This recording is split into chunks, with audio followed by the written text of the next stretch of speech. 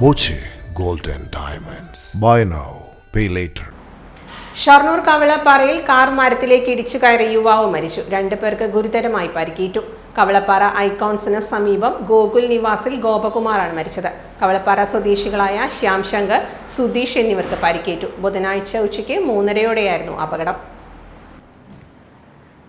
ഷൊർണൂർ ഭാഗത്ത് നിന്ന് കവളപ്പാറയിലേക്ക് പോകുന്നതിനിടെ തോട്ടുപാലം കഴിഞ്ഞ് പോകുന്നതിനിടെയുള്ള പ്രദേശത്ത് സമീപത്തെ വൈദ്യുതി തൂണിലിടിച്ച് മരത്തിലിടിച്ച് കയറുകയായിരുന്നു.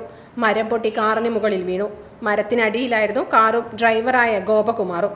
അഗ്നിരക്ഷാ വിഭാഗം എത്തി വെട്ടിപ്പൊളിച്ചാണ് 3 പേരെയും പുറത്തെടുത്തത്. വാണിയംകുളത്തെ സ്വകാര്യ ആശുപത്രിയിൽ എത്തിച്ചെങ്കിലും ഗോപകുമാർ മരിച്ചു. വിദേശത്തായിരുന്ന ഗോപകുമാർ അടുത്തിടെയാണ് നാട്ടിലെത്തിയത്. പട്ടാമ്പിയിൽ നിന്ന് കാർ വാങ്ങി വരികയായിരുന്നെന്നും പറയുന്നു. പോലീസ് സ്ഥലത്തെത്തി പരിശോധന നടത്തി.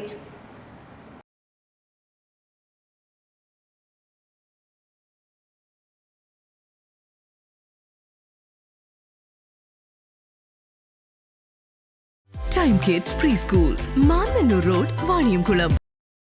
Dot view news. കാഴ്ചകളാണ് ലോകം, കണ്ടു തുടങ്ങുക.